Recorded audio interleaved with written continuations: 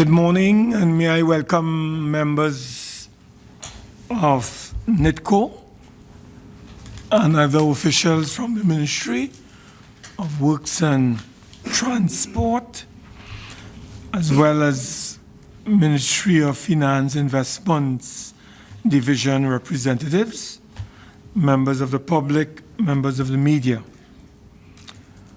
Welcome. The purpose of this meeting of the Public Accounts Enterprises Committee is to examine the audited financial statements of the National Infrastructure Development Company Limited, NIDCO, for the period 2009 to 2013. Our committee is desirous of hearing from the key stakeholders at NIDCO to learn the challenges being faced and determine some of the possible solutions and measures to overcome these challenges. I want to make it very clear that the role of our committee, the Public Accounts Enterprises Committee, is to help, may I emphasize, to help NIDCO improve its delivery of services in an efficient, effective, and economic manner. May I also advise that the meeting is being held in public and is being broadcast live on Parliament's Channel 11 and Radio 105.5 FM and the Parliament's YouTube channel, ParlView. Viewers and listeners can send their comments related to today's topic via email parl101@ttparliament.org, facebook.com/ttparliament, Twitter @ttparliament. May I take this opportunity to invite our members and officials from NIDCO, the Ministry of Works and Transport, and the Ministry of Finance Investments Division, in that order, to introduce themselves before we do the same. So I now invite the officials from NIDCO to introduce themselves. My name is Steve Garrison. I'm the acting president. My name is Stephen Gardner, Deputy Chairman of the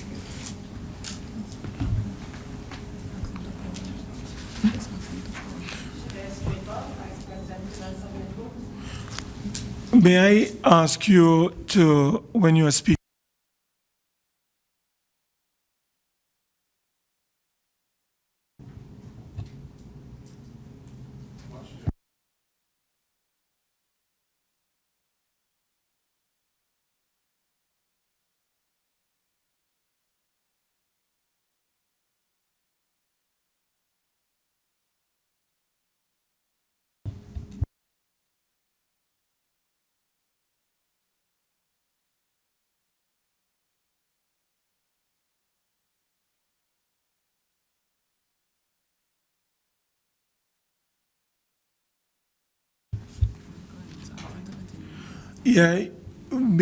I would like you to start all over again for the record. Acting President of NIDCO, you could start again. Yes. Good morning. My name is Steve Garrison. I'm the acting president of NIDCO. Good morning. My name is Stephen Gardner, Deputy Chairman of the NIDCO. Good morning. My name is Shalea Straker, Vice President Finance of NIDCO. Good morning. Richard Moll, Financial Controller, NIDCO. Good morning. Sharon Taylor, Project Director, Water Taxi Services, NIDCO. Good morning. Florid Clark, Acting Deputy Permanent Secretary, Ministry of Works and Transport.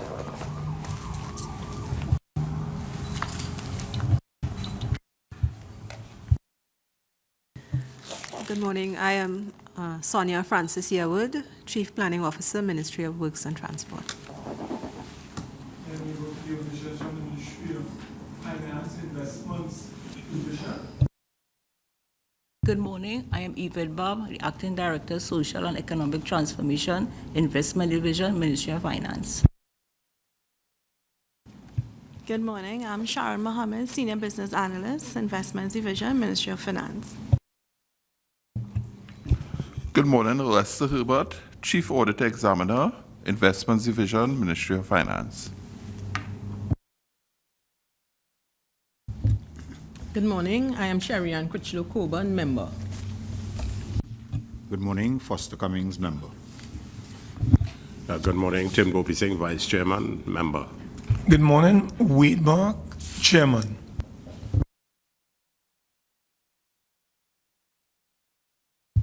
Good morning. David Small, member.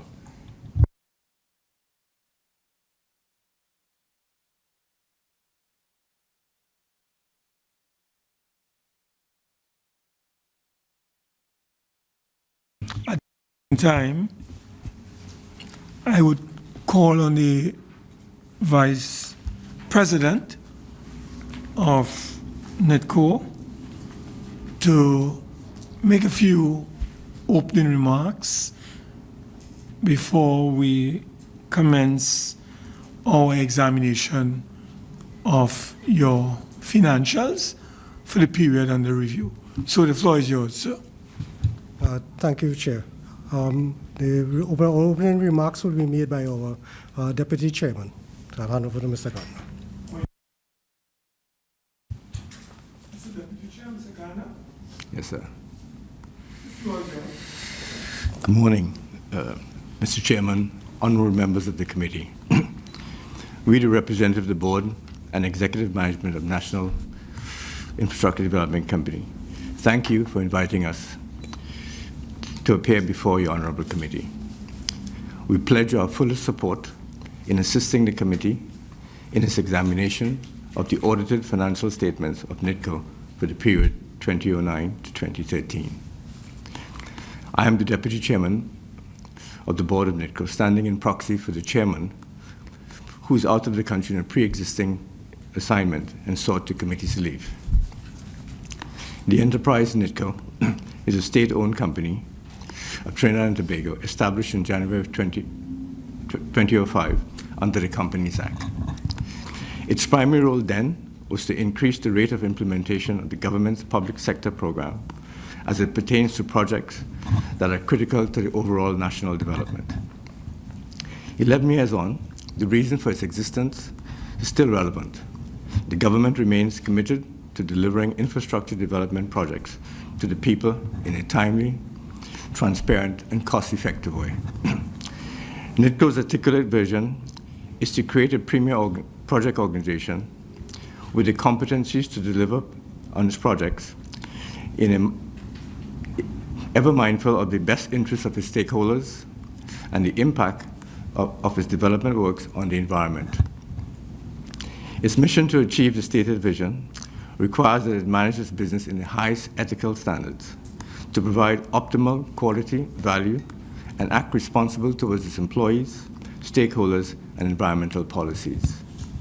In accordance with this approach, NIDCO has provided procurement, project, and construction management services in a range of projects included highway construction, major roads, bridges, coastal protection, drainage upgrade, rehabilitation of water courses, landslip mitigation and repairs, feasibility studies, etc. These projects have been predominantly done for the Ministry of Works and Transport, the line ministry that oversees NIDCO. NIDCO operates and provides NIDCO with most, if not all, of its projects. NIDCO operating expenses are derived from fees charged for its services on the implemented projects. There is in place with the line ministry an agreed percentage scale, which is based on the overall project value. Payment is made to NIDCO subject to the actual work completed. Additionally, by minute 1172 in 205, Cabinet authorized NIDCO to implement the ferry service from Port of Spain to Point Fonte. The first phase of the project, Port of Spain to San Fernando, was launched in December 2008.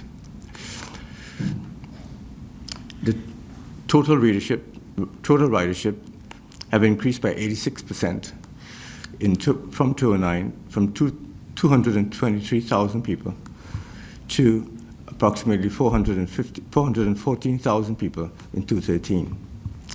The operation of water taxi has, however, been subsidized by the government, initially at $134, decreasing in 2009 to around $88, and currently stands at about $68 per passenger, a reduction of approximately 50% since its initial start.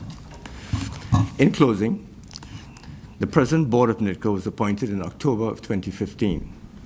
Based on our review of the operation of the enterprise, we focus our attention on the following: right-sizing the enterprise for sustainability, reviewing the risk control systems and implementing policies to cover areas that were without adequate control, developing alternate revenues for NIDCO so as to improve its financial health by marketing NIDCO services to other ministries that are in need of project implementation services. Additionally, we are looking at ways to reduce the dependency of the subsidy from government for the water taxi. We're also looking at implementing the second phase of the project, which is from taking operations to Point Forte and Libre. We're also looking to create a culture of accountability and cost reduction. Ultimately, our mission is to mold a team of professionals that we inherited at NIDCO into a profitable professional team who will deliver our projects on time, within budget, no excuse. Thank you. Thank you very much, Mr. Vice Chairman. We will commence by asking one of our members, Mr. David Small, to pose some areas that you would like to have clarified as it relates to your operations based on your financials, and then we will take it from there. So the floor is handed over to Mr. David Small. Thank you, Mr. Chairman. Good morning to everyone, members of NIDCO and the ministry. I have two broad areas of questioning, Mr. Chairman, if you permit me. And one has to do with governance, and one has to do with how the company manages its finances. I want to take off in the chairman's statement, he says the company is now trying to create a culture of accountability and cost cutting. So I could only derive from that perhaps that has not been in place before.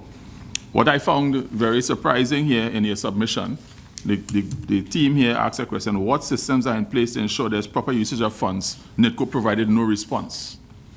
So that for me is a huge red flag. So my question goes, the company was asked, because your submission here is not, the pages are not numbered, so it's kind of difficult to follow where I am. But there was a question asked about what the company has done to reduce overall costs in the organization.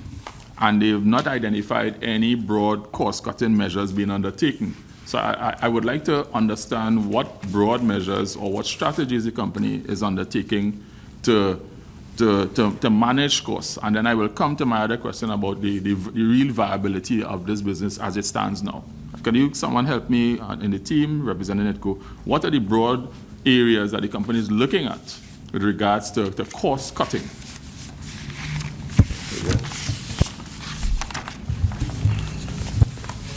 NIDCO has actually put in place several measures in order to reduce its operating costs.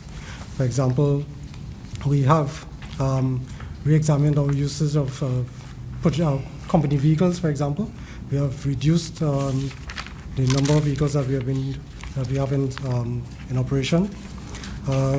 We have looked at our staffing requirement, and where we have had excess staff, we have either reduced or we have redirected our staff to other profitable areas. In terms of the question you asked that we did not give a response to, that unfortunately was omission on our part. And NIDCO, in terms of systems in place for proper usage of funds, NIDCO has a process for managing all the funds that it uses. We have process charts for all of our activities. There's an internal process within NIDCO for tracking our funds, our usage, and so on. And there's also a process between NIDCO and its client ministry in terms of the processes for utilizing our funds. We do have a procurement policy and procedures which we follow rigorously. We have project budgets under which various heads of expenditure are outlined, and we try to stay within those budget limits. I will. In looking at the figures for NIDCO in terms of costs and expenditure, you will observe that the major cost for NIDCO is personal costs. You want to make reference to the document? Where are you looking?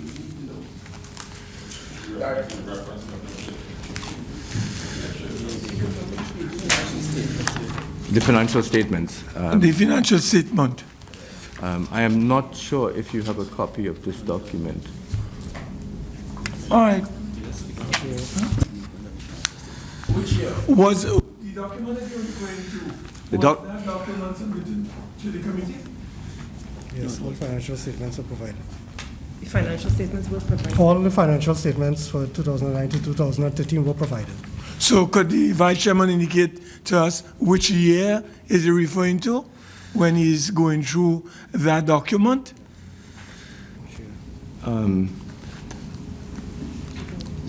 Looking at the financial statement, I did an analysis in preparing for this meeting. I'm not sure if that was submitted to you.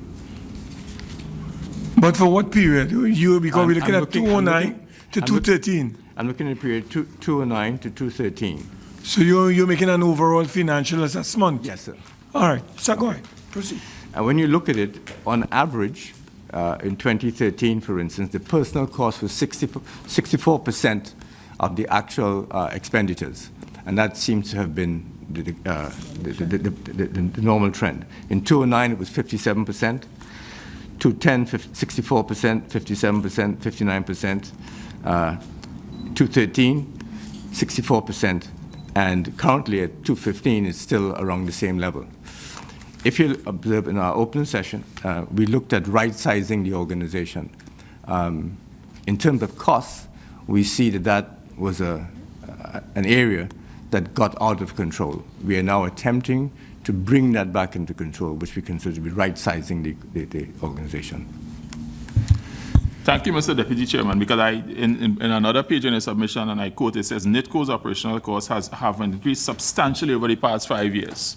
So I was interested to hear your response because it would have contradicted this statement. But I'm going to leave that because I think what the committee needs to understand from the company, if you're looking at cost cutting, there must be a target. You just can't just cut costs. Then the company must be saying, okay, over the next year, we want to achieve 12% or 15% cost cutting across the organization. So if through the chairman, if the plan for whatever the company is looking at, the areas of course and your targets that you're looking to achieve, if you could provide that to the committee, I'm sure it will be useful through the chair, with the permission of the chair. Mr. Chair, if you permit me, I will have one more question in this session. And it relates to several comments, again in the submission, about the company operating under unsustainably critical financial conditions. And then I think one statement that was really pretty blunt, that you will not be able to have sufficient financial resources to take it beyond June 2016, which I gather is this current month. So the company is suggesting here that as it stands now, based on this submission, that your financial resources are not able to take you beyond this current month. My question is, where was the role of cash management and financial management in this? Because I looked through the submission and I'm seeing where the company has stated it has not received fees for services for 3 consecutive quarters. Is it that if the company doesn't get any money for 3 consecutive quarters, it goes under? Where's the cash management, where's the crisis management process within the company? I need to understand that, because if there's none, then the company is just sitting waiting on the government to give them money to continue. Something is in the planning. In the order of your system, I would like to understand, one, do you have a finance committee of the board? One, do you have, what is the cash management plan for the company regarding keeping its operations afloat? That's 2. And then 3, in terms of where you see the company going, what is the crisis action you should be undertaking right now, given that, according to you, your submission, you will be out of money to keep rowing by the end of this month. So I have 3 questions in a layer. At the board level, there should be a finance committee that is saying, listen, we're in a crisis situation and things should flow through. 2, what is the cash management strategy? And 3, in terms of where the company is in a crisis, what is the crisis management strategy to deal with this?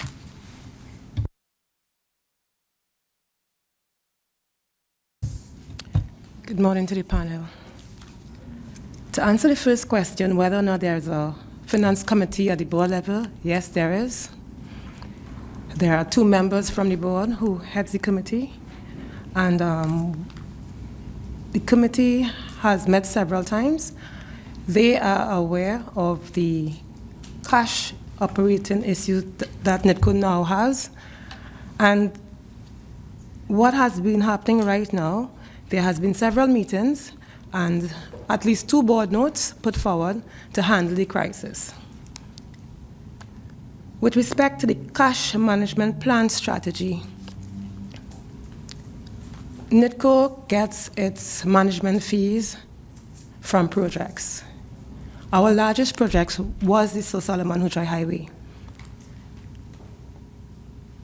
Fees from other projects, for example, bridges, landslips, and so on, the percentage is very small. The fee structure that we now have range from 2% to 7.5%. In 2009, we were authorized to manage our pool of cash from project funding, and that is what we have been doing. However, within the last 9 months or so, we have had no cash injections. But the cash balances right now, which is being used for operations, are the balances on projects. I don't know if that answers your question in terms of the cash management strategy. There's no projects coming forward either right now at this time. However, going forward, there's a strategy where we have at least 7 projects on hand. Both the minister, our line minister, and the Ministry of Works and Finance. There is a strategy where we are now working very closely together to ensure that NIDCO is sustainable. We have at least 7 projects on hand right now, and they are all ready to start. With respect, okay, go ahead. If I may comment further, when you examine the operations of NIDCO, as I said, we looked at the right size in the organization. There was an increase in the cost through the increase in the manpower, starting in 2010. At the time, for instance, the manpower was, on the core ISCO was 60 people. It has ballooned to approximately 173, roughly 113 people increase. And part of that problem was that in increasing the staff, the NIDCO was advised that there were projects that were coming its way, and they went ahead and manned up. In doing that, some of these projects did not come to NIDCO. And what NIDCO did not do is adjust the staffing to fit that.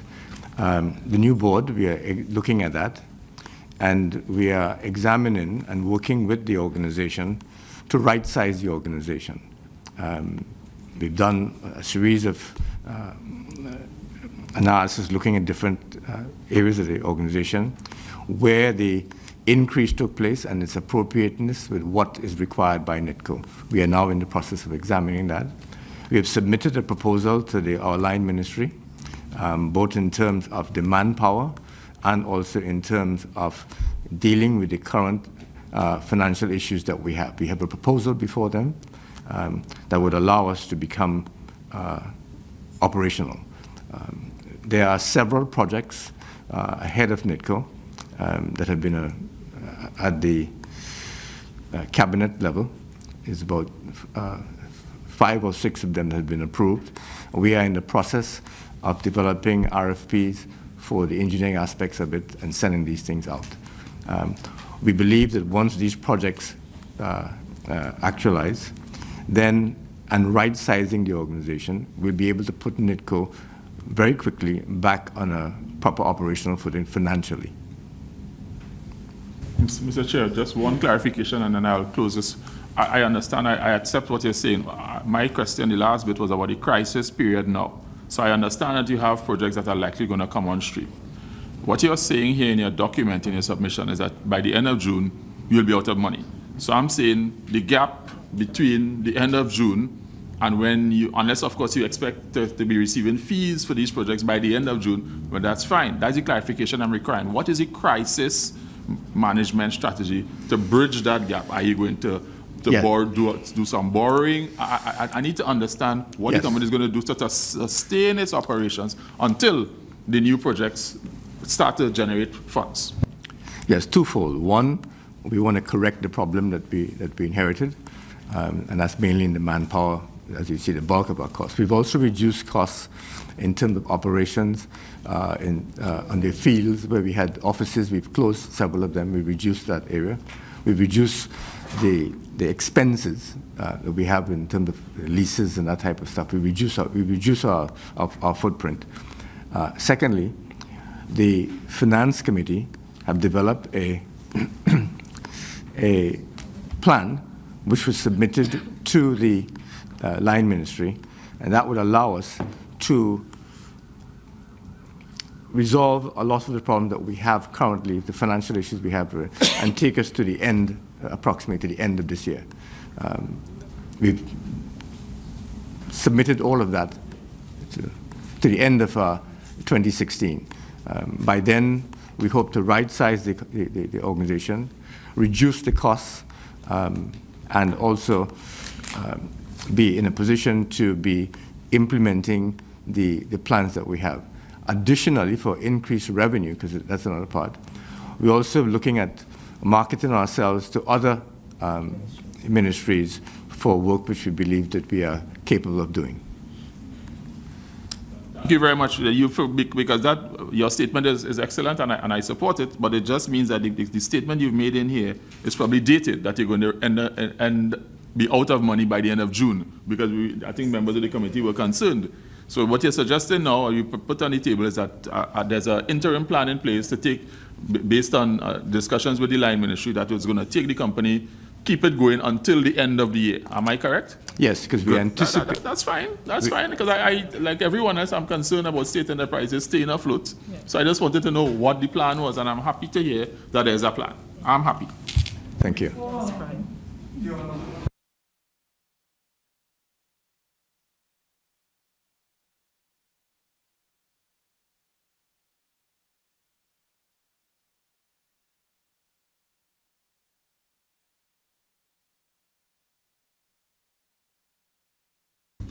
In which you have stated categorically that by the end of June of 2016, you are going to be in financial troubles. You are now telling this committee that you have a plan, an interim plan. Could you tell us when this plan was drawn up? It was drawn up, I think, over the last month or the last 2 months, I would say. Yes. But why you didn't submit that plan to this committee? Because you told us in your submission, which was a couple, how long ago? On May the 11th. On May the 11th, And if you have a plan that you have drawn up between 1 to 2 months ago, why you didn't share that plan with this committee? I think that may have been an error on our part.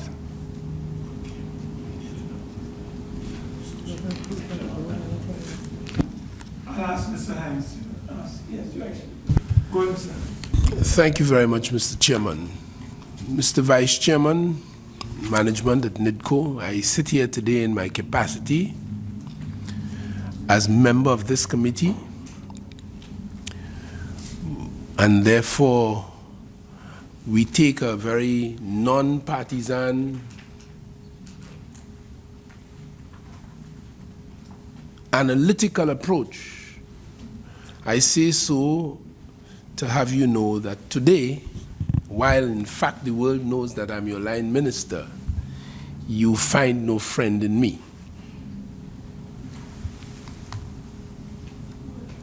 I would like to have Mr. Garib Singh, your president, tell us in real terms. He talked about rationalizing the motor vehicle fleet. I would like to hear, because I know that's minuscule in the context of the records in front of us, but I'd like, for the benefit of the listening public, that we would hear in real terms how many vehicles we had and how many vehicles we've cut down to. I would like as well to hear in real terms, while Mr. Gardner spoke rather eloquently and professionally about right sizing and all these terms of, these management terms of art, I would like to hear specifically how many members of staff we are talking about, what did we have, and where are we heading, and how much money we saving on a monthly and therefore annual basis in real terms for the public who is watching us to understand. And we need to speak in a language that those who listen to us will understand, because this is for them.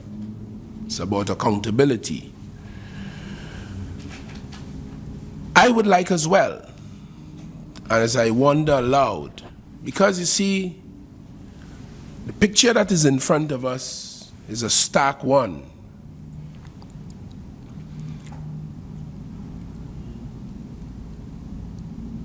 The country is in some challenging financial circumstances, and sacrifices are to be made. Some letting of sweat and blood will have to be experienced if we have to come back from where we are to that wonderful place again. I am wondering aloud, has this board considered, though unprecedented in contemplation, but not new to the world, whether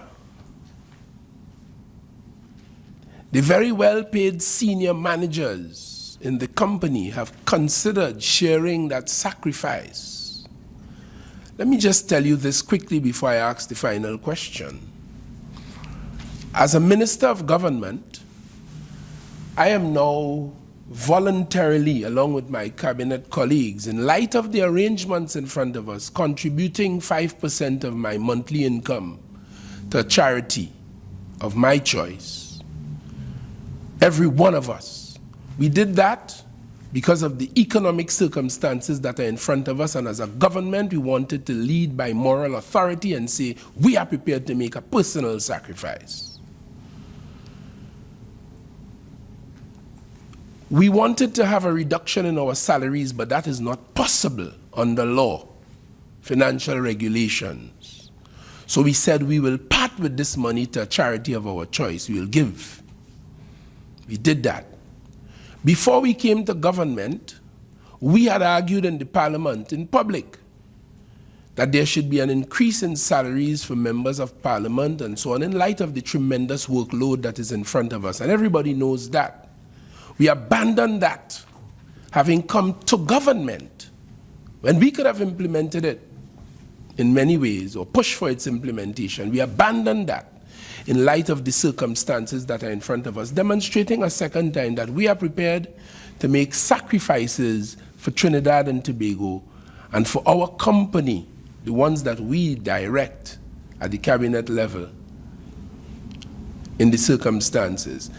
Mr. Vice Chairman, has any contemplation been had in respect of any sacrifice, 10, 5, 7%, in respect of the senior management of the company, who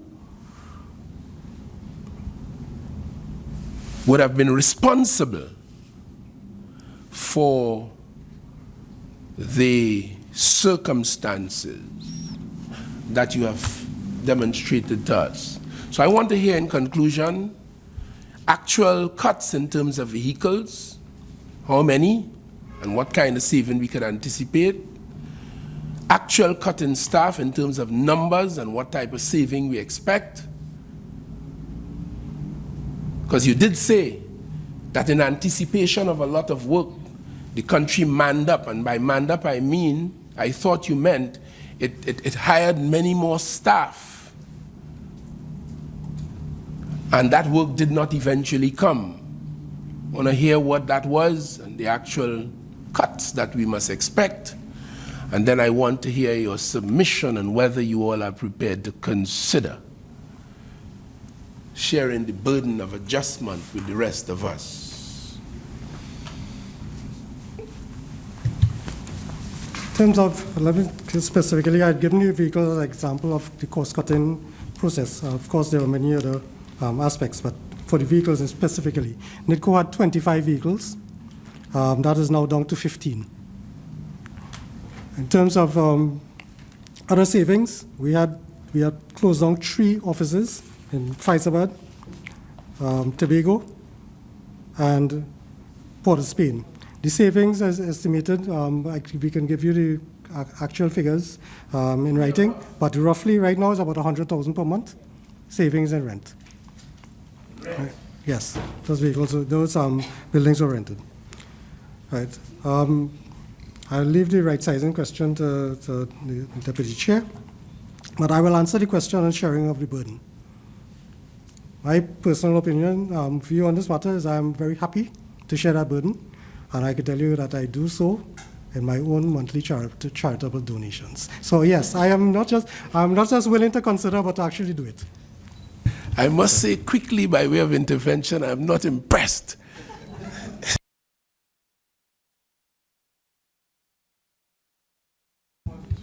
Yes, officially we have not taken a position asking the senior members to make a similar sacrifice as the Parliament. With respect to the cost, number of right-sizing the organization, I will prefer not to do that at this point in time for the concern that we will have for our employees. It may cause some unnecessary Thank you very discomfort. much. Thank you very much. But I will give you some numbers so that you have an appreciation of what caused the increase. Thank you. As I said earlier on, when we are looking at right-sizing the organization, we look at where it came from and where it is. We also examine what areas of the organization that were increased so that we can right-size the organization. And specifically, we are basically an engineering project management organization. Therefore, we expect, as we increase our staff, it reflects the work that we are expected to do. In the new approach to right-sizing the staff, what we are saying is that we'll only increase the staff based on the areas that requires input for increased staff. What we've seen in the past, it didn't match the expected work that was supposed to be undertaken. So our attempt is to fix that, where we'll have, if it's engineering, we expect to see engineering increase. But what we saw was increase in other areas that really should not have been. And those are the areas that we want to increase. over the period, we had a roughly 113 people increase, which is quite a high number, and we will attempt to address that. But as I said, I would prefer not to do that in this public forum at this point in time. Thank you very much. Thank you very much. And finally, if I may, Mr. Chairman, through you, I rather suspect in my own contemplation of the question put by the chair in respect of the plan, that plan, the short-term plan to come from where you are, in anticipation, of course, of the fees from the projects that now are on your menu, I suspect similarly you might consider that plan is a business plan, and therefore its publicity might have similar impact. That's what I thought. That's what I thought, especially since you have not even gone formally to your principals with it just yet. But that's my thought. But I would just like to add one thing in terms of our plan to reduce costs and how we approach that. One of the things that we look at, because of the way we get our fees, our income from fees, we are looking at putting in or ensuring that we have a very rigorous control of a project and making sure that we do not commingle funds from different projects, because that is part of the problem. So we're looking at ensuring that the projects are the life cycle cash flow of the projects are tied to the Gantt chart, so that we are monitoring the performance of the projects and the money is being paid very tightly. This will allow us to be able to look at our cash flow and recognize where there are problems and take the necessary cost controls.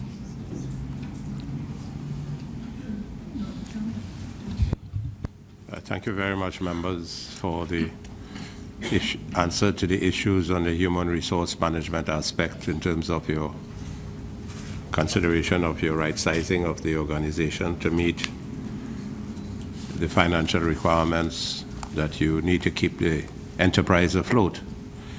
Bearing in mind that you're a special purpose company established in 2005, and as you indicated, created to assist government ministries in implementing large-scale infrastructure projects, critical national development, our strategic direction is necessarily in direct alignment with the government's policies, plans, and initiatives.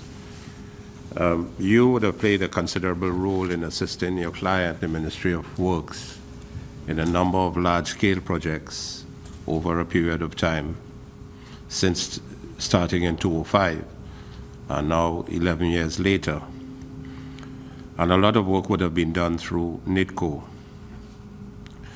As a new board, have you been able to go back and see the work, let's say over the last few years and so on, to give you an appreciation of what has been done and where you are and where you need to go? I'm sure you would have done that, because in your answers you indicated that there are a number of projects that are still under consideration and have to be done.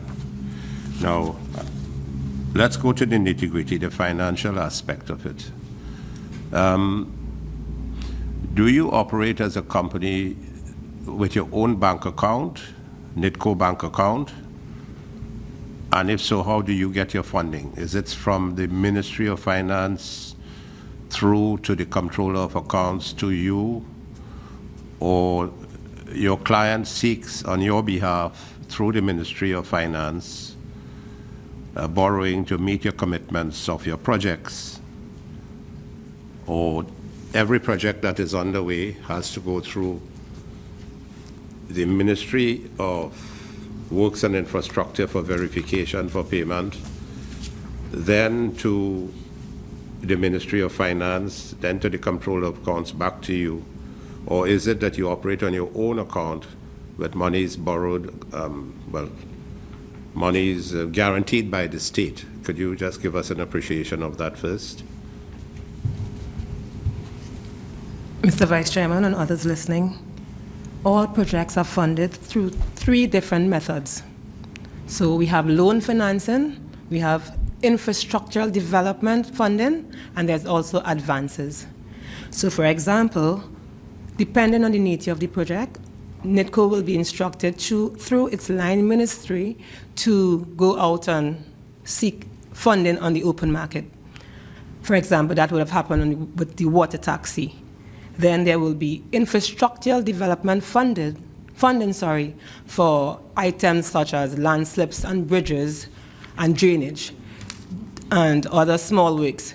These will go through infrastructural development funding, where we have to send down the paperwork. It will go through one of the methods you just explained, in terms that it will first go to our line ministry, who will then send the records, the paperwork down to the Ministry of Finance, and make it way back, and the check will then be presented to NIDCO. And then there's one other type of funding referred to as advances. It really happened, I think, with the Sir Solomon Huchai Highway, where we were given an advance to fund the project in the first 3 years.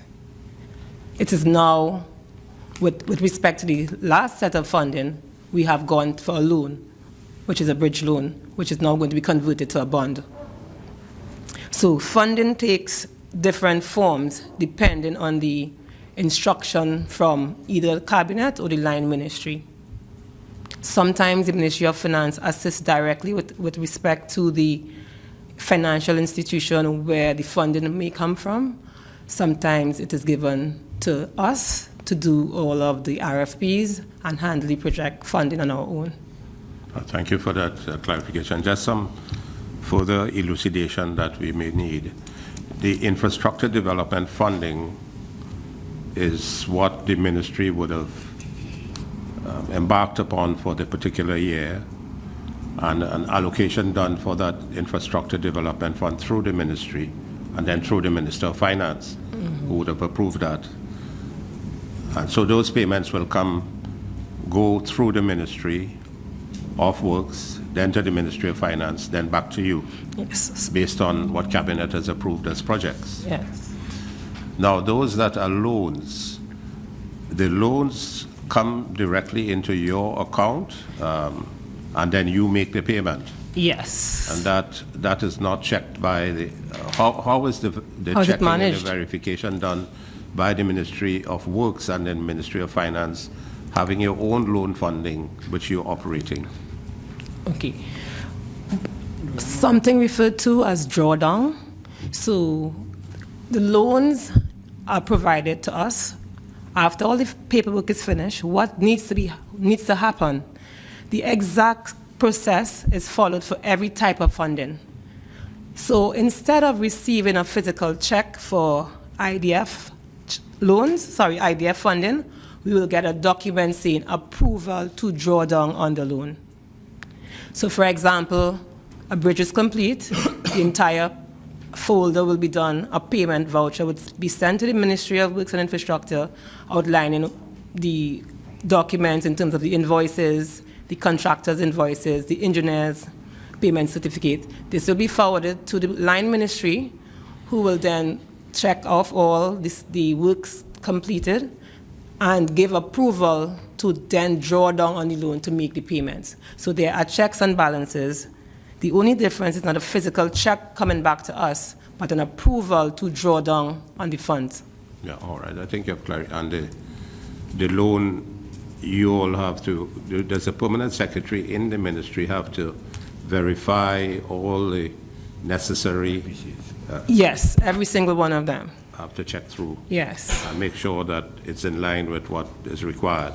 Yes. According to the state enterprises. Yes, sir. Right. And then you all will issue the payment, or the Ministry of Finance issues the payment? If it's a loan, the payment will come directly from us. From you.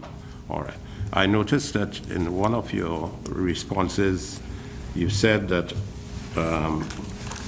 these pages are not numbered, unfortunately, but issue number 4, if you have it before you, profile of the current debt commitment,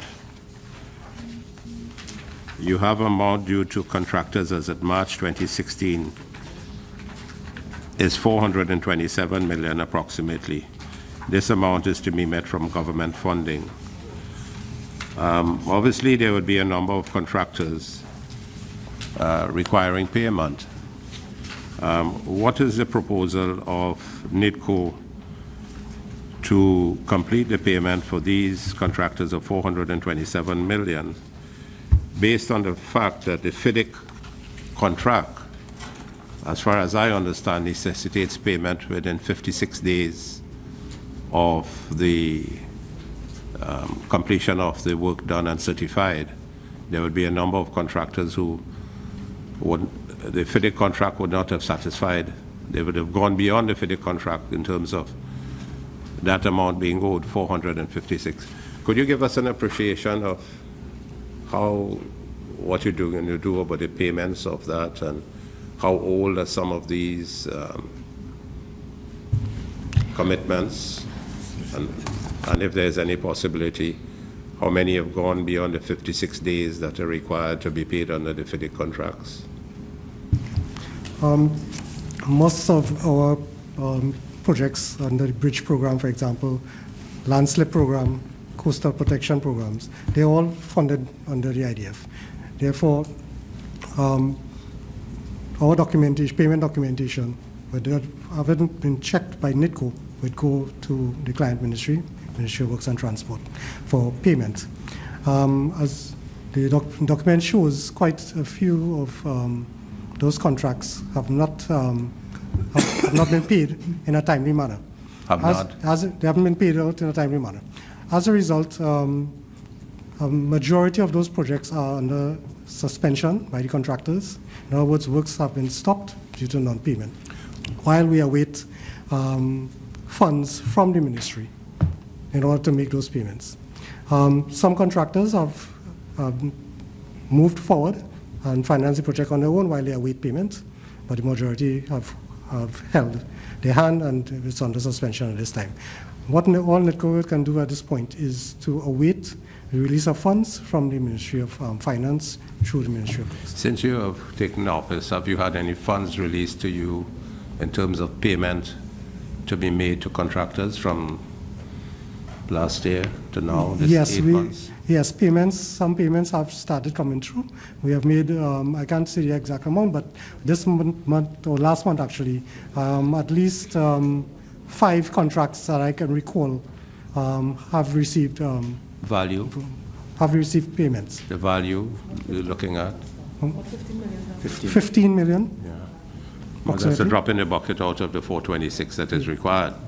Yes, but given the financial situation of the country, have you stopped any contracts yourself, or the contractors have terminated, suspended their contracts? No, just to clarify, no contractor has terminated. But have they have suspended? Right. Yes. Some have... because of lack of payment? Because of lack of payment, yes. All right. All right. Just last one. There has been a lot of public uncertainty and information as to the cost of the highway from San Fernando to Point Forte. Could you give us a true appreciation of that in terms of the work done? What was the original cost? What was the payment made so far? And how much work has been done, including the advance payment and so on that project?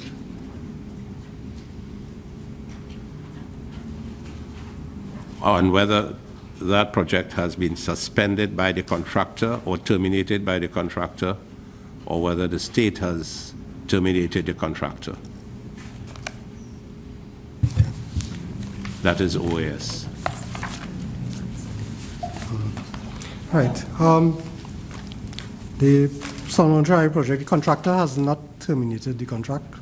So OAS has not terminated? No, there's no. Have they suspended? The contractor has only one subcontractor working on site at the present time. but all other works have been stopped. I believe the only area he's working now would be down at the, what we call Southern Main Road to I don't want to go into detail. Dunlop section. So the contractor has not terminated their contract. Have they suspended their contract waiting for payment? There's no official suspension from the contractor. So there's no official termination nor suspension Correct. from the OAS? That is Has NIDCO terminated or suspended OAS? Has NIDCO done so? NIDCO has not done so. Mr. President, the state has not, NIDCO has not, OAS has not terminated nor suspended their contract, and NIDCO has not terminated nor suspended the contract. So why is there no work going on if there's no termination, no suspension? Just to add one more point to my last statement, NIDCO does not owe OAS any money at this time. No, I'm coming to that. I just want to make... Don't preempt me. Okay, sorry. All right. I'm just trying to get some clarification because a lot of, in the air, in the public domain, a lot of questions are being asked still. The workers are affected, people who have been working with subcontractors with OAS and have not been paid, and they're seeking redress on that. So could you help clarify what the situation is? If there's no suspension, no termination on either part, where are we?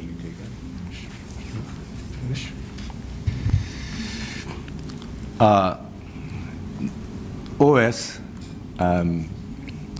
was supposed to start back working on the project January 5th. They have not done so in any substantial way. NIDCO OS appears to have severe financial and internal issues. I believe some of it stems from their problems they have abroad. NIDCO OS at this point in time has not demonstrated that it is capable of continuing the project. It is at a critical stage in our relationship, and as you rightly said, nothing is actually going on with NIDCO, with OS. We are working through those issues that are very sensitive at this time, but OS is under obligation to finish the project. With respect to payment, NIDCO does not owe on any IPCs from OS. IPCs, when you say IPCs, those listening to us may not understand that. Interim payment certificate. Payment certificate. I do, but... Interim payment certificate. Thank you very much. That is a process by which, the work is evaluated by the engineers, and based on that, the submission from the contractor, we then verify that, approve that, and that's what we are paid against. All right, so at this point in time, there are no outstanding IPCs from OS. All right, thanks. Mr. Gardner and the President, Mr. Garib Singh, could you give us and the country an appreciation? What was the original cost of the contract? How much work has been completed? How much payment has been made? And in that context, could you give us an appreciation? Take it. Go ahead. And the outstanding work to be completed? Yeah. To date, OS has completed approximately 61%. Remember, it's a design-build contract, so it includes design portion as well as physical works. The physical works is approximately 49%, designs 88%. How much? 88%. Therefore, overall, it's around 61% right. completion. But I may just add, The original cost of the contract? in terms of actual construction that the public will look at. No, the original contract between the state and OAS. What was the value of that? 5.2 billion. How much? $5.2 billion. So 5.2 billion is the contract between OAS and the state. And 61% of the work has been done. So how much payment has been made to OAS so far? Approximately about $3.7 billion. 3.7 million. Yes. Billion. That's 3.7 billion yes, out that's of around, the 5.2. Yes, that's around 71% of the budget. However, that would include the advance payment. So Right. therefore, when you have to retract the advance payment from that. So you have 61% of the work, let's say 60% of 5.2 billion, which is 3.12 billion, and you have paid 3.6, 3.7, huh? 3.7. 3.7. But that 3.7 includes a significant part of the advance payment. Correct. And so therefore, the state and OAS are at the same situation where no one really owes anybody any money or anything, basically. More or less. So if OAS decides to terminate their work now on the original contract, it means then that about $1.5 billion work has to be done still to that extent. Yes? And that will be remaining budget, yes. yes. And you said you have reached a critical stage, a sensitive stage in your negotiation with them. We wouldn't want to go into that because that's between client and and the other one. I just want to thank you very much. I wanted to get an appreciation, and I think the country and of course we would have liked, everyone would want to know where we are. So in summary, the original contract is 5.2 billion for the highway. 3.7 billion has been paid, 61% of the work has been done, and you all are still discussing the way forward on the completion of the highway. Yes. I think there's one other important point that you need to be aware of, and that is parts of the work, parts of the original indicative design was removed. This is what we call addendum 2. So you have to understand the impact. So you'll have to now renegotiate that. If we put that back in, if you bring that in now, then that becomes a new cost. Yeah, well, which you'll discuss with the company. Sure. Yeah, right. Thank you very much. May I suggest that we submit in writing to this committee a detailed status report on this entire matter of the San Fernando to Point Forte Highway. And secondly, may I suggest that you may also want to share with this committee how can we avoid NIDCO avoid in the future such a development that we are now experiencing, because at the end of the process we want to avoid these kinds of developments in the future. So maybe NIDCO might have its own views and own ideas as to how can we as a country and you as an organization recommend and or suggest that we seek to avoid these kinds of developments in the future. I think it would be very useful in that regard. NIDCO will produce a final lessons learned document. We already have information on that, but we will willingly share that with the committee. Yeah. Before Mr. Foster comes in, we talk about contractors owing some 427 million. What I wanted to ask Mr. Garb Singh, do we have a list of these contractors. Can you provide us with a detailed list of these contractors and the amounts of monies that are being owed to each contractor? Each contractor, and you also indicated that some contractors have suspended voluntarily their contract, whilst others have pursued financing those contracts on their own violation or their own steam. Could you give us a breakdown on those who have suspended and those who have continued?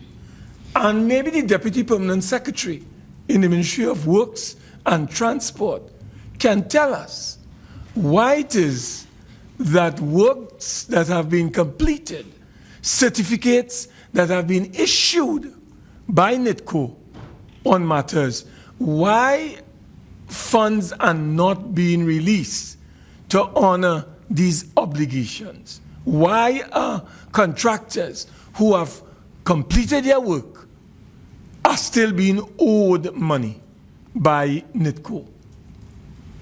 Maybe the Permanent Secretary can help us with that? Before the PS answers, I just want to state that the information you asked for is readily available, so we can provide it. No problem. Permanent Secretary, Deputy.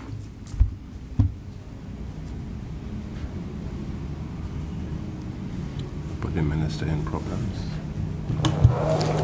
I'll turn that over to Ms. Sonia Yearwood to answer. Good day, Chair. The Ministry follows a process as detailed by NIDCO in terms of requesting release of funds from the Ministry of Finance for projects under the Infrastructure Development Fund, which is where most of these projects lie. The documentation would come to the Ministry. The documentation would include certification by NIDCO.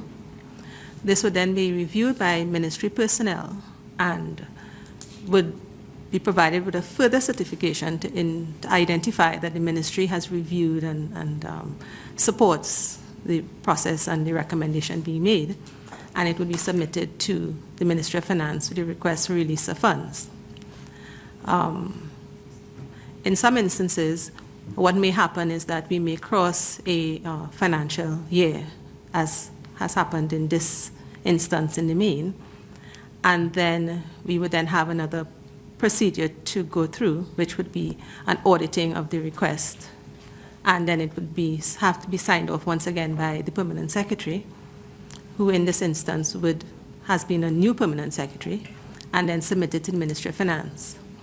The Ministry of Finance may also ask for further documentation, which has happened in certain cases in this instance, where the Ministry of Finance did ask that the new board of NIDCO review and ensure that these payments were properly certified, which it has done in the instances that we did submit, and they have provided that information to the Ministry, and we have now resubmitted to the Ministry of Finance. So the Ministry has sought to follow the procedures that have been laid down, and the Ministry of Finance, we are now being so guided by the Ministry of Finance in terms of the releases, which we have started to receive, as indicated by Mr. Garibsek. To the end of another financial year. We have about 4 months to go before the end of the financial year. What mechanisms are going to be put in place to avoid another repeat and another auditing of that process? Because people they have worked, and the Ministry of, NIDCO has submitted certificates, and all the processes have gone through, according to you. What is causing the delay, as far as you are aware, in the payments of those contractors? Before you talk, let me just say so.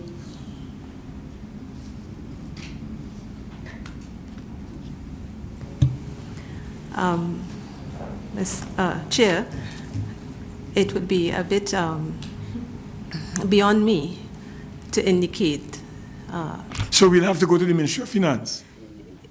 We'll have to summon the Ministry of Finance to get some clarification, because it is beyond you. Yes, you wouldn't be able to answer that question. I think Mr. Foster coming would like to ask a question. Thank you very much, Chairman. I would like to, although I know you did request a written response, I had some questions in relation to the highway to Point Fortin that I would like to pose to NIDCO at this time. Someone gave an estimate of the completed construction aspect of the project. Can I just get that figure again? It missed me. Yeah, it's approximately 61%. That's overall. Yes. Yes, but I want physical construction is 49%. 49%, thank you. And this is a design-build project? Correct. And Mr. Gardner, you made mention of a design change, very briefly. I wanted to get some additional information on that. What does that entail, and how does it impact on the overall cost of the project? It does, in that Addendum 2 removed the part of the highway from Debe to Montezeri. That part was excised. That part will have to be put back in. Additionally, certain interchange were removed for roundabouts. And in Addendum 2, the road between, I think, Siparia to Montezeri was reduced to 2 lanes. Yes? So the original contract sum was 5.2 billion to design a particular project. Which we call indicative design. Yes. And we've now completed 61% of the overall project. We've spent 3.7 billion. And you're saying to us that several changes were made in Addendum 2, which includes the segment between Debe to Montezeri being removed. Am I correct so far? Being removed from the contractor to be done by nominated subcontractors. Right. Interchange replaced by roundabouts. 4 interchange. And the Siparia to Montezeri reduced to 2 lane. I believe, yes. How does that, how in terms of dollars and cents, how did these changes affect the overall cost of the original, as you say, indicative project? What did you say was the term? Indicative design. Indicative design, thank you. How does these changes affect the overall cost of the project? Upwards, downwards, and how does this payment of 3.7 billion relate to that change in cost? Unfortunately, we do not have the figures for the section that was to be done by nominated subcontractors at this time, so I'll have to provide that in writing to the committee. Without the figures, tell me then, for the benefit of the listening public and the taxpayers, if we had an original project valued at 5.2 billion, and we have spent 3.7 billion, and what we originally planned to build has been significantly changed, do you think that the 3.7 billion paid represents value for money? The budget of 5.2 billion for the project was fixed, right? And NIDCO's instructions were not to, we could not exceed our budget. We would stay within budget. Now, part of the lessons learned that was asked for, the highway, when the highway was started, only a small portion of the land acquisition was completed. That is what we call conduct to database segment. Mr. I need to give you some soft-spoken person because I'm having difficulty hearing. Yeah. Right. Okay. Yeah. So only a portion of the land acquisition was small portion of the land were acquired. Now, as a result of that, we had difficulties with making other sites available in a timely manner while construction was taking place. All right, that caused a number of issues to arise. One, claims for delay and disruption, all right, because we are trying to acquire lands while building a highway. One of the lessons learned going forward for the country, don't build highways unless you have the land available. All right, so that caused significant variations in terms of claims and other costs that had to be paid to the contractor. And that is why, since we have had a fixed budget, we had to look at reducing costs. And you can reduce costs in two ways, by value engineering and reduction and scope reduction. There are other ways, but those are the two main ways. So NIDCO did undertake a value engineering exercise, and we adjusted vertical alignments and so on, but that was not enough if we were to stay within budget, and therefore we had to look at others, look at the scope, and that is how we ended up with a reduction in from 4 lanes to 2 lanes and interchanges going to roundabouts. Right. So in terms of value for money, NIDCO did its very best in order to make sure we did not go over budget while delivering the segments of highway that could be delivered. Can you tell us what percentage of this 3.7 billion would have been paid to OS as a result of claims for delays consequent upon NIDCO being unable to provide the land for the construction of this highway in a timely manner, and other delays as well? What percentage of this would represent monies paid for delays as opposed to monies paid for actual work done? If you don't have the exact figure, you can give us an estimate. In terms of, I can give you the total claims figure. I can't disaggregate it. Don't have that information here. But the total claims figure at this point in time is $389 million approximately. $389 million. Correct. Paid to OS for claims connected to delays. That will be all claims, not just delays. I don't have a disaggregated figure. When is it possible? So, Foster Cummings is asking that you could submit to us in writing a detailed breakdown of the 389 million, so that at least the committee would be clear in its mind as to what it is made up of. Before Chairman, can I just ask a follow-up question? And then after Mrs. Cooper. What does this $389 million represent, please, for clarification? All claims from the contractor, claims for delay, disruption, other time-related charges. Right? We will provide a breakdown of the amounts. Any further question, Foster, before we go to Mrs. Cooper? That's it. Thank you, Mr. Chairman.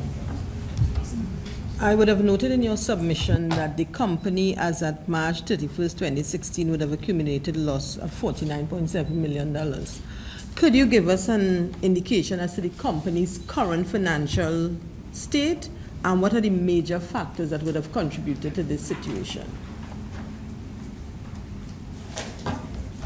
Vice President? Finance? What figure you just quoted, sorry? $49.7 million. That is stated in your submission as your accumulated loss as at March 31st, 2016. 2016. Yeah, okay.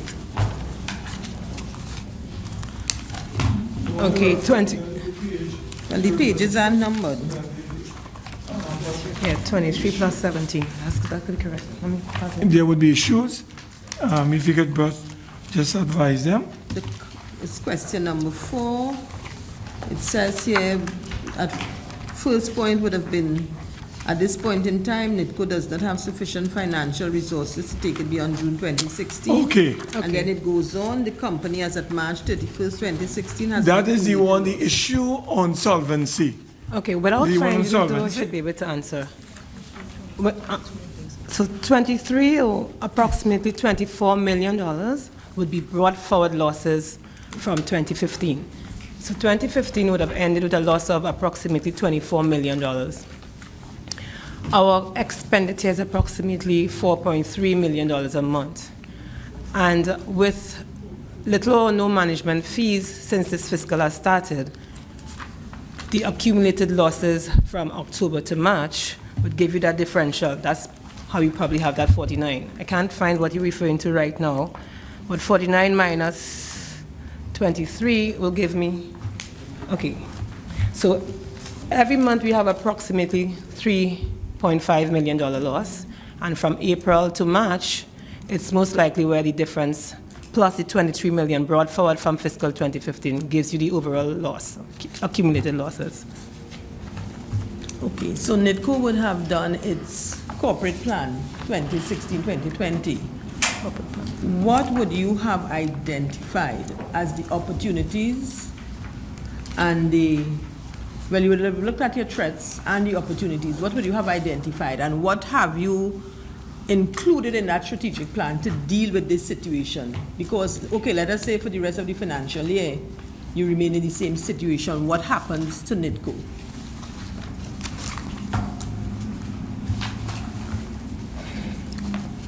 Some of the things we look, when you say the strategic plan, I'm thinking, are you referring to? A corporate plan, 2016-2020?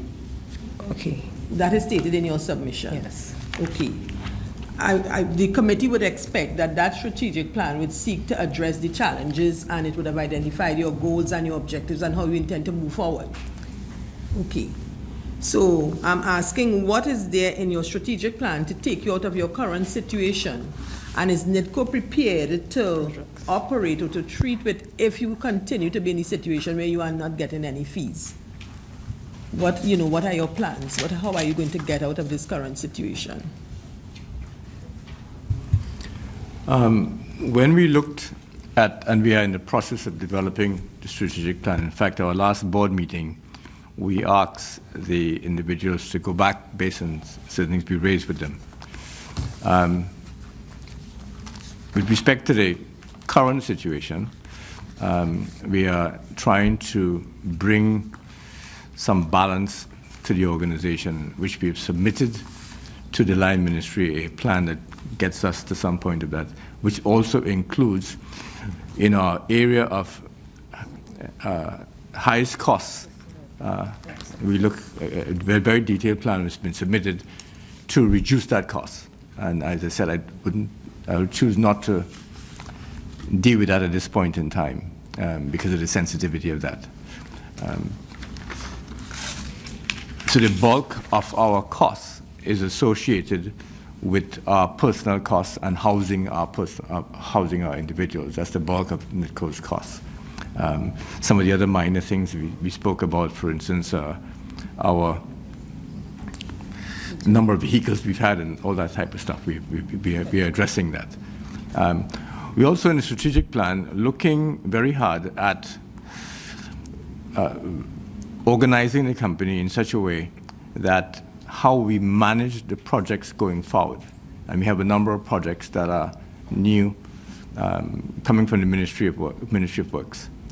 These projects, we are saying that the management of it compared to what we inherited, we will be very, very vigilant and disciplined in managing the cash flow management with respect to the Gantt chart and with respect to how we man the organization and how we provide the resources to meet the needs of the projects.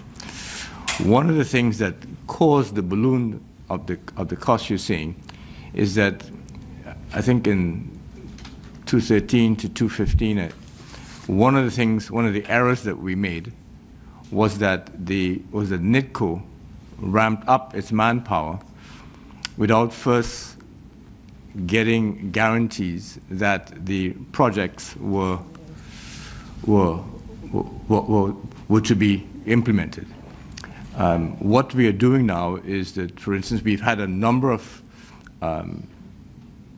initiatives which have not gone forward. We've gone to the point where we've actually done the RFP, we've done the bid evaluation, but have not awarded any contract. Because one of the things that we're doing now is to ensure before we embark upon any project, we must have clear sight of the funding. We must have clear sight of where the funding and a commitment from both the Line Ministry and Ministry of Finance to ensure that we don't get into this situation. And we will only ramp up our personnel based on the need at the time as we move forward. So that's a major change that we are making, which caused the problem that we now have with the balloon. Because once we had to ramp up, we had to have all the things necessary to house the individuals, offices, vehicles, the whole cost escalated. And in our strategic analysis now, we're looking at how do we bring balance back to the system and also do not do what we have done in the past in terms of incurring costs without any clear sight of the revenue. Okay. You spoke at length, and once it wouldn't put you in any difficult position, but you would have spoken at length about staffing and costs. What percentage of your total operating costs does employee costs represent? At the moment, 62%. 62%. And I would have noted that there are a number of projects that NIDCO going to be responsible for. Do you at present have the capacity to treat with those projects? Or will you need to increase your capacity? We do not think so. We think we have more than enough. In fact, we may have too much. Specifically in NIDCO, we look at where we need, for the type of products that we have, the manpower should increase. For instance, in engineering, that's the core competency of what we do. Other areas, we've seen significant increase, and we will be dealing with those as we move forward. Okay, my last question. Is it that the staffing may have been in areas that would not have been beneficial to the company? Yes. Okay. Thank you very much. All right, well, we are trying to complete our inquiry by 12. So I'll ask Dr. Tim Gopi Singh. And may I suggest, if those questions that are coming, you cannot answer them in the way that we would like, we are going to suggest that you submit them in writing in detail. Okay? Dr. Tim, and then Mr. Foster. For the members of the committee of NIDCO, you indicated 49% of the construction has been completed, but how much percentage of the design has been completed? 88%. How much? 88. 88% of the design. And from the both, you have extrapolated that an average of 61% have been completed. Yes. Right. And you said that based on the addendum of changes, you have decided, of course, with the state, with the government, that the 4 interchanges will be replaced by roundabouts, and the separate to Mondesir move from 4 lanes to 2 lanes. Yes? And the whole change has been basically between Debe and Mondesir. I want to ask you some other questions now. How much of this 3.7 was paid to consultants, and how much was paid for the land acquisitions to the people who were in the path of the highway? How much were paid for acquisitions, and how many were paid to the consultants? I should point out that the 5.2 billion was for the contractor, their OS. There are other costs associated with the project, for instance, such as land acquisition, the engineering consultant, outreach, management fees, contingent finance. So those are the expenses, and they total about 1.9 billion. That would include acquisition? Yes. Land acquisition, consultants? Yes. What else? Community outreach. Yes. Management fees. Yes. Contingency. Management by whom? Management fees for NIDCO. To NIDCO? Yes. Mm-hmm. Contingencies, finance charges, and the total being approximately 1.9 billion. All right. Can you give us an idea whether the negotiations with the local contractors to complete the highway have been completed, or are they in process? The negotiations with the local contractors? No. We have not done any such, because we are still, our expectation, our OS obligation is to complete the contract until we've made some other decision. I'm trying to get, have the negotiations been completed for the construction, the other part of the construction? Yes or no? No. There's no negotiation. No negotiation. Yeah, how much advances? You said that the contractor OS has been paid 3.7 and it's 3.1 you value the work. How much of the, which included, the 3.7 included the advances, how much of the advances is in that, between the 3.1 and 3.7, the value of the advances? How much of that have been secured by which banks or guarantors? In other words, you're paid a certain amount for advances. I don't have the information. If you don't have the answers now, we'll appreciate it in writing. Okay. Yeah, we'll provide that in writing. All right. And last question on that. Okay, I'll pause. All right, Mr. Foster Cummings. Thank you very much, Chairman. I want to ask very quickly, what was the budget for the land acquisition aspect of this project, and how much has land acquisition cost so far? 700 million was the budget. We spent 517 million so far. I didn't hear that last part. Pull the mic closer so we can hear. The both of you are speaking softly. The budget was 700 million. We've spent 517 million, roughly 74% of the total budget. That's for acquisition. For land acquisition. Have we completed the land acquisition No. process? No? No. It is very puzzling to me, and I'm sure members of the public listening as well, how such a project of this magnitude could have been started and the question of the land acquisition had not been properly executed, which resulted in taxpayers paying millions of dollars in claims to the contractor.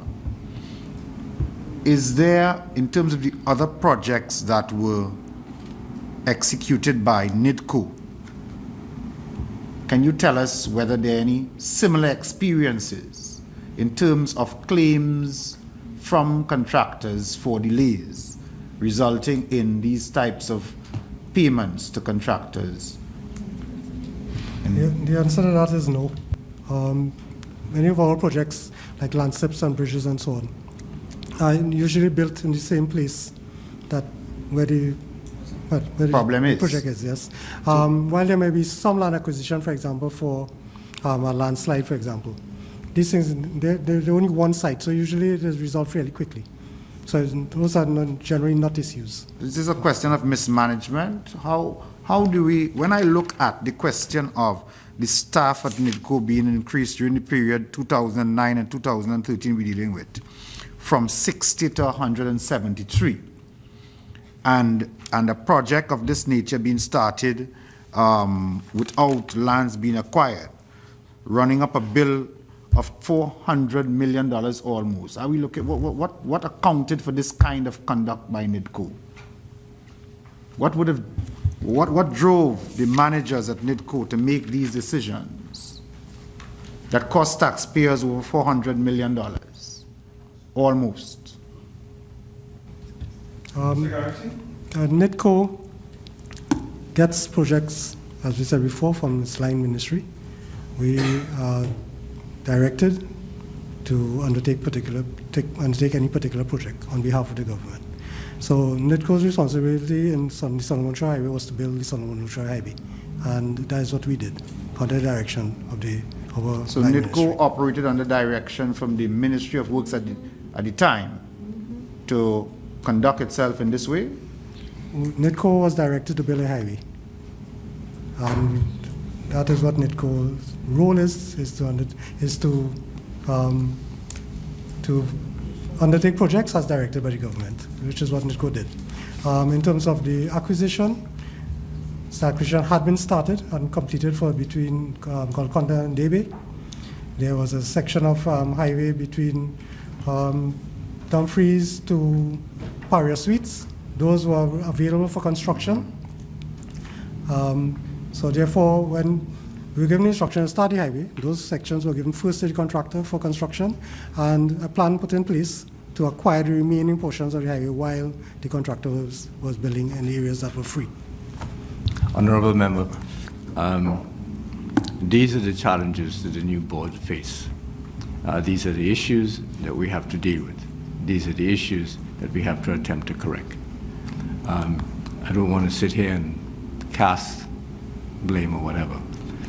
Where we look at it, these are the challenges that we have to address, have to find solutions for, and to be able to move the project forward so we can deliver the originally stated objectives. We've found a lot of things that we think that needs to be corrected, and we are in the process of dealing with those issues in a way that will be able to deliver to the public, to the people of Trinidad and Tobago, a project that will deliver the benefits as originally proposed. Mr. Gardner, I think that this is about the second time you're making that statement along with Mr. Garib Singh. And this is why I made a point earlier that our responsibility here is to help you more efficient, more effective, and more economic. And whatever recommendations you can advance, given the challenges that you have identified, would help us to help you. And that is why I've asked Mr. Garib Singh and your good self to submit to this committee recommendations and suggestions to overcome those obstacles and those challenges as we go forward. Now, there are some areas I would like to raise as we come to the end of our... First of all, let's deal with the year 2010, 2011, and 2012. There's this question of the correct accounting and treatment of the water taxi assets and the cost of government projects managed by NIDCO. And you identified those challenges in your submission. First of all, we have a situation where NIDCO's finance team was not in agreement with the treatment provided or adopted by previous auditors, Ernst & Young as an example, which was in line with the interpretation given by IAS.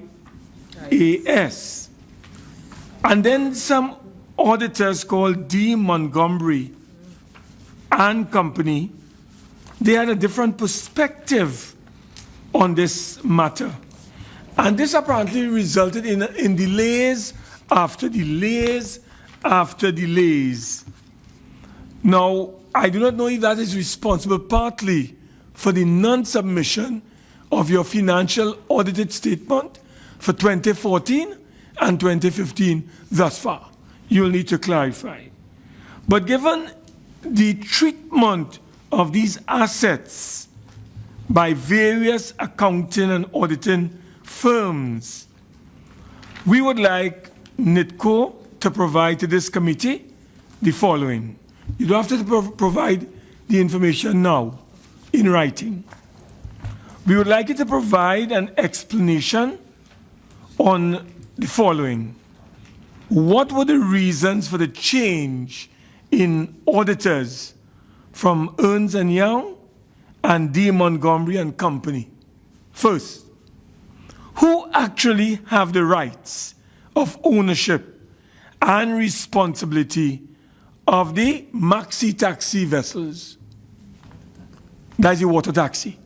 Only maxi taxi. I don't know maxi on my mind. But it's really water taxi. Okay? Assets. Also, Mr. Garib Singh, is there a registry for these vessels? What was the arrangement of the water taxi assets? What was the previous treatment of the assets, of these assets adopted by NIDCO? Did NIDCO not seek to get an outside opinion on the matter? We also did. Yes, put that in writing, please. What are the reasons for the delay in the interpretation of the relevant IAS? And as you know, that is an accounting term, right? International. What exactly were the implications of this change in accounting treatment to the maxi taxi operation? How did this treatment, this new treatment, affected the financial reporting of NIDCO for 2014? These are some of the areas we'd like you to clarify for us, because it did cause some problems with the accounting submissions by NIDCO for the periods 2010, 2011, and 2012. And I don't know, as I said, from what I'm seeing here, it appears that that certainly would have affected your financial reporting for 2014. Just now before you speak. So would you want to give us any clarification now on this whilst you submit in detail your submissions? Good day to the panel. Essentially, it's an issue of who has or who holds the rights and responsibilities to the various projects and the water taxi vessels. In the first year that you noted, the board, I think at that point in time, felt that the projects which we undertake and the value of the water taxi operations were that of NIDCO. They felt that we had the rights to the rewards, and therefore it should be treated and recognized in the accounts as if it were our assets. And that is very critical, because if the item is our assets, it means the whole accounting treatment as far as the international accounting standards are concerned would have serious changes to the way in which we present the information. We're talking about the implications of depreciation now. These assets are in the vicinity of about $400 million we're talking about. So if you look at depreciation on those assets, it's going to be tremendous. At that point in time, the Finance Department was not comfortable with the fact that these assets belong to NIDCO. However, we engaged both the past auditors and the board at a meeting, and consultants also, to give some sort of direction. And in the end, it was felt that it should be treated as if the assets belong to NIDCO. So it took us some time to restate the accounts. We're talking about transactions that was started from since 2008 for the entire water taxi, and to reposition these transactions in the financial statements. And before we actually got to that part, we weren't comfortable with the whole idea. And it took a very long period, several meetings, several discussions and so forth, before we could come to a position. And we did come to a position. And lo and behold, in I think the third year after that, the auditors who came now disagreed with the treatment, which is what we were trying to avoid in the very first place. And there again, there were a set of meetings and discussions because we felt that we are not going to allow you to just change it like that, because if someone else comes, what happens? We need to have clear direction, proper interpretation of the relevant ISs as to how we do go forward.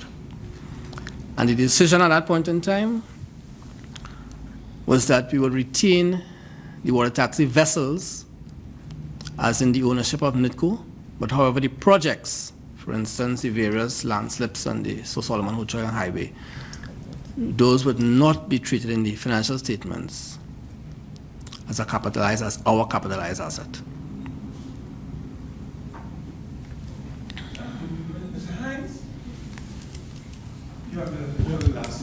Thank you very much, Mr. Chairman. I have 3 short comments. I have noticed, maybe oversight, maybe no response, no requirement for specificity, but I did not hear anything about the monies that NIDCO would have paid in rents to persons who were in occupation of lands that it required for that Point 14 highway. It is a fact that NIDCO paid about almost $25 million in rents and still faces demands for rents for persons who would have either squatted on those lands in anticipation of the process coming through there, or bona fide owners who would have been paid for their lands, and somehow or the other NIDCO found itself paying rental accommodation for them. I heard nothing about that here today, but that is a matter we will revisit at another time.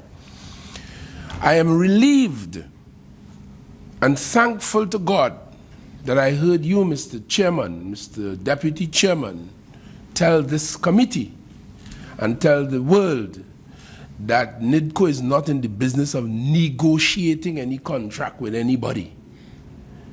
I heard you responded to a question from my learned friend about whether we negotiate with contractors. I was relieved, as a matter of our government's policy, to hear you say we don't negotiate with no contractor. We invite bids, and there's a process that we follow. So I was relieved, and I thank you for that.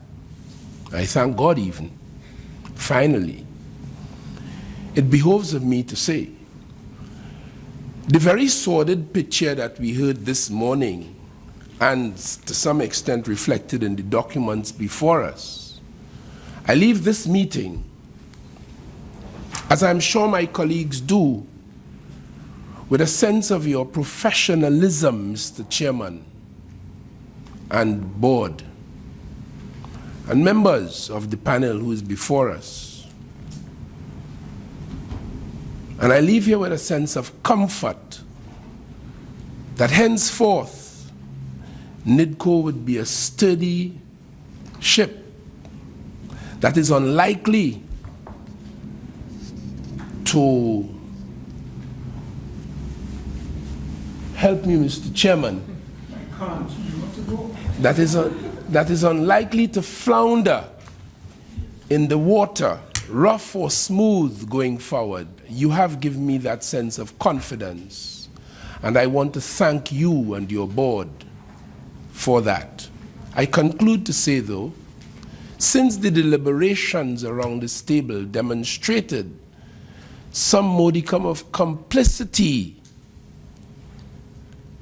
and malleability on the part of operatives within NIDCO, you must give serious consideration to my initial proposal as it relates to sharing the burden of adjustment But for the time being, suffice it to say that I am very confident going forward that NIDCO would return to its core mandate. It will be properly right-sized, to use your term. The inefficiencies of which my friend Mr. Gopi Singh spoke and Mr. Cummins would be no more. And NIDCO would become bankable and valuable to Trinidad and Tobago yet again. I thank you for it. Thank you very much, Mr. Hines.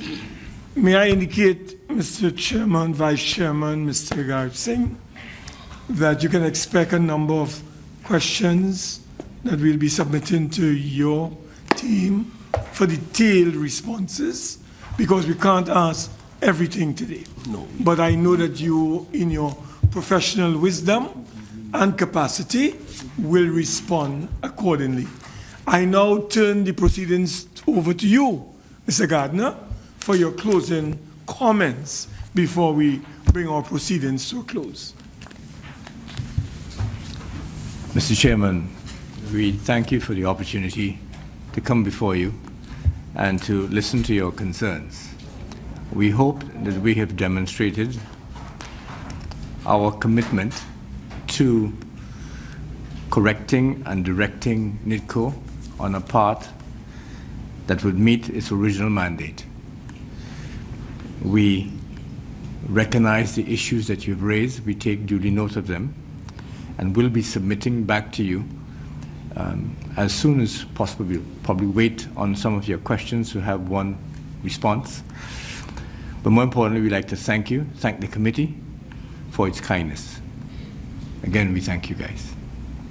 Yes, well, on behalf of the Public Accounts Enterprises Committee, we too would like to extend our appreciation and thanks to the team out of your very important and very significant organization, NIDCO. We'd also like to thank the Deputy Permanent Secretary and the other individual who is there with her from the Ministry of Works and Transport. We'd like to also extend our appreciation to members of the Investments Division of the Ministry of Finance, members of the public, members of the media, for following the proceedings. This meeting stands suspended at this time. Thank you very much.